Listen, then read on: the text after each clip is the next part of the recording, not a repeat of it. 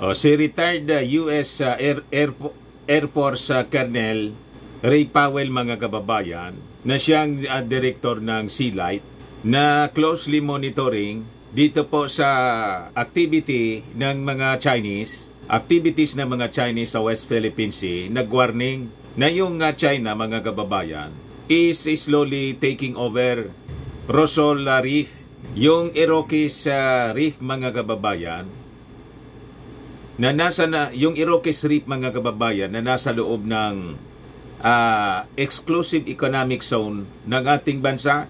O yan po, China is slowly taking over Rosol Reef. Ayan po siya, mga kababayan, nasa Reed Bank ang Iroquois Reef, or napakalapit po sa Palawan. Yan po yung Rosol Reef, Iroquois Reef, mga kababayan. Yun ang slowly, sabi ni Powell, tinitake over na po ng China. It is well within our Philippine exclusive economic zone. Kaya napakaseryoso po, mga kababayan, yung pinasok na secret deal, allegedly, ng dating administrasyon. Yun ang nagiging rason kung bakit, mga kababayan, na-embolden ang China. Sa kanilang paniwala, mga kababayan, hindi tumupad yung ating administrasyon. Kung mayroon man silang usapan po, that is not binding. Ang constitutional po. Kaya sisimula na po sa Congress yung congressional investigation. Sasabing pinasok na secret deal ni Mao Diggs with Xi Jinping. Pero dito muna po tayo, sasabi slowly, tinitake over na po ng mga Chinese yung Iroquois Reef. So sabi dyan, the Chinese presence in Rosol, Iroquois Reef inside the Philippines Exclusive Economic Zone is gradually growing, a maritime transparency project that monitors and reports activities in the South China Sea, said. The seabed of Rosol Reef, which lies 125 nautical miles off Palawan, was the subject of recent extensive underwater surveys conducted by the Philippine Coast Guard that found severe damage inflicted upon the marine environment in coral reefs, where 33 Chinese maritime vessels were monitored to be swarming for more than a month, from August 9 to September 11, 2023. Sabi po ni retired US Air Force Colonel Ray Powell, director ng Sealight, yung China's maritime militia niya has once again returned to Rosol Reef and has established a semi-permanent presence there. Ayaw na pong umalis. Kaya nga importante, yung dito po na namataan, mga kababayan na Chinese vessel, malapit dito sa Catanduanes po, mga Mr. Maravillas, naglalagay na kung anong underwater spy system niya sa lugar na yan. Malamang, mga kababayan, kasi mga survey ship, research ship daw, baka front lang po. Kasi many years ago, may lumabas na balita po. Kaya importanteng tiktikan din natin yung mga activities. I-verify dapat yon. Yung sabi, naka-station na Chinese vessel na mataan dito sa amin. Ayan po. A Chinese flag research vessel, Shenko, is spotted in the vicinity northeast of Viga, Catanduanes.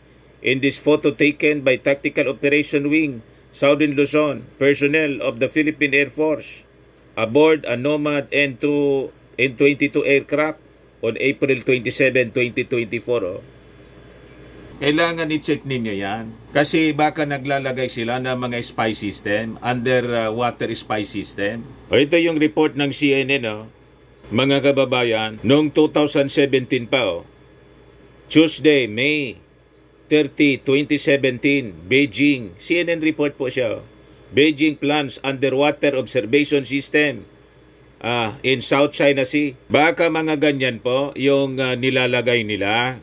Basahin natin ito para ma-aware yung ating mga kababayan, lalo na yung ating mga authorities. Hong Kong, China is planning to build a massive underwater observation system across the disputed East and South China Seas. that experts say could be used to detect the movement of foreign ships and diminish stealth capabilities of U.S. submarines. According to state-run broadcaster CCTV, the monitoring networks will cost 2 billion yuan, 290 million US dollars, and serve as a platform to provide long-term observation data and support experiments in the research of maritime environment of the two seas. China is engaged in hotly contested territorial disputes in both seas. Beijing claims almost all the South China Sea, parts of which are also claimed by 5 other countries, and has built and militarized many of the islands and reefs it controls in the region. Ayan po, ito yung South China Sea. Pati dito po, pumasok na dito po sa Pacific. Pati dito parte Burnham Rise dito. Mga kababayan, pumasok na yung yung China. So pinapaligiran na po tayo ang Pilipinas, mga kababayan ng mga Chinese. Hindi natin masisisi yung ating Pangulong Bongbong Marcos kung bakit in-engage niya ang ating mga allied countries. Kasi napakasama po ng ambisyon sa atin ng China. At ang nakakalungkot, may mga kababayan tayo, mga kapwa natin, mga Filipino, mga politiko pa, mas na kumakampi pa mga kababayan sa China sa kabila ng mga abuses nila sa atin, harassment and creeping invasion. Yung propaganda pa ng China, yung kanila pong kinakalat dito sa atin, yun ang nakakalungkot. Undersea spying as China's become more aggressive in posing its claims in the South China Sea. In recent years, other territorial claimants have also pursued militarization. This month, the Philippines revealed plans were underway to reinforce and upgrade facilities on Pag-asa Island in the Spratly Island chain. So malamang sa malamang, yan po yung activity dito. Yun ang purpose nitong Chinese vessel, research vessel. Ayan po, report ng GMA noong April 28 po.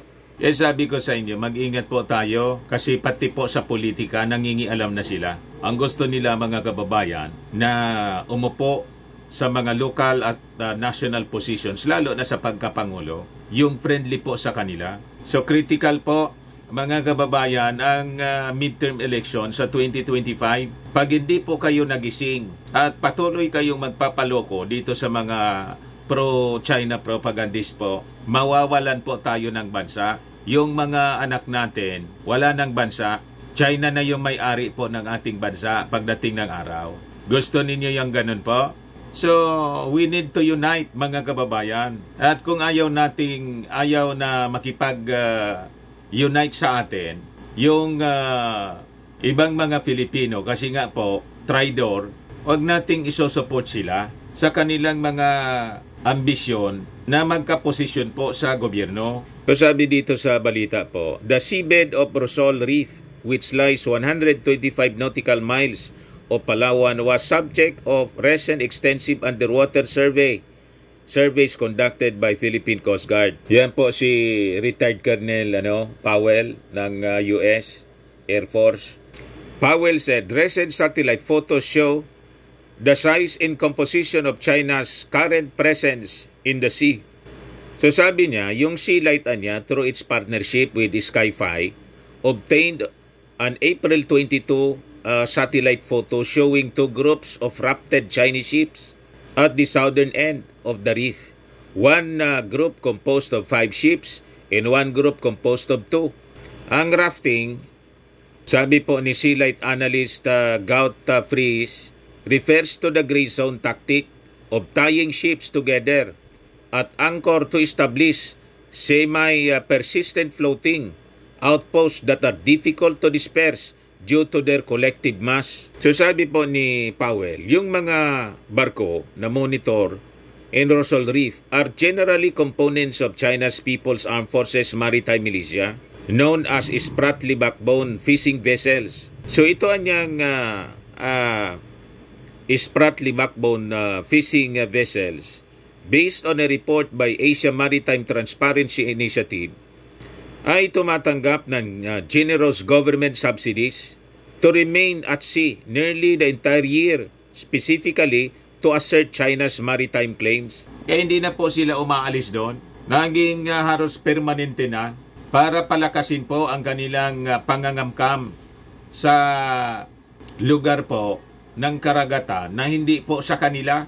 So sabi dito, Planet Labs, a partner of Sealight, was able to capture images of CCG-202 conducting an intrusive patrol mission within the reef on April 21. Powell said intrusive patrolling is a key component of China's strategy to reinforce its expansive maritime claims in disputed waters. By doing so, China aims to establish a continuous presence and gradually normalize its maritime activities in these areas. Yung the usual strategy po ng parang sa neighborhood ng sistema po, pupunta dyan sa backyard mo, sumisilip-silip mo na. Tapos may bakod siya. Pag nasira yung bakod, ililipat ng mga ilang inches paabante. Para manormalize, lalo kung yung bakod po, yung mga tumutubong kahoy, tapos may umusbong na na kahoy doon sa yung bakuran. So, paglipas ng panahon, mga isang dipa na yung nakuha niya sa paunti-unti na pag-abante, creeping na pangangamkam, mga kababayan. Ganon ang strategy ginagawa po ng China. Powell pointed out that these patrols demonstrate Beijing's resolve to create de facto jurisdiction over areas granted to other nations under the 1982 United Nations Convention on the Law of the Sea. We know the specific identity of the ship, although it has run mostly dark since leaving China. It briefly turned on its automatic information system broadcast while visiting Rosol Reef, sabi po niya.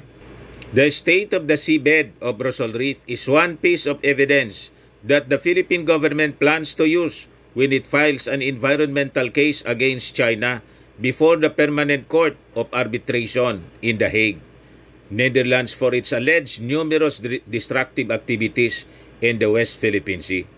Sealight said, the publicized destruction of the coral reef in Rosol Reef and subsequent movement by the Philippine government to bring an environmental case against China is assertive transparency in action.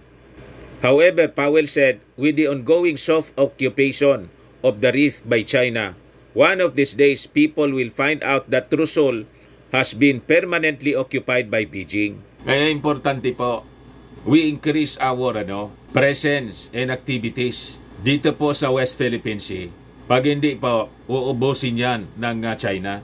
Kaya tuloy-tuloy po yung kanilang harassment sa atin dito. Pero wag tayo pong pasindak. Yan, yung latest water cannon attack po na ginawa ng China sa ating Philippine Coast Guard. So sabi nga natin, ginagawa natin legal actions po. Kalma lang tayo. So ito po yung patunay na yung ating Pangulong Bongbong Marcos walang intensyon na kaladkarin yung ating bansa sa sinasabi ni Harimau na proxy war with America.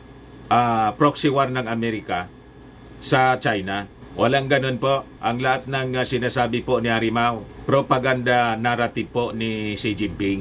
Huwag kayong naniniwala sa taong yon. At ang objective nila ngayon, gatungan yung ating mga kababayan na mag-alsa laban sa ating Pangulong Bongbong Marcos para ipalit si Inday. Pag si Inday po, buwelo na si Xi Jinping. Huwag kayong pauuto dito sa mga taong ito, mga kababayan. Ayan man lang po ang ating short video ngayon. Ako po si Dante Maravillas. Bye-bye po. God bless.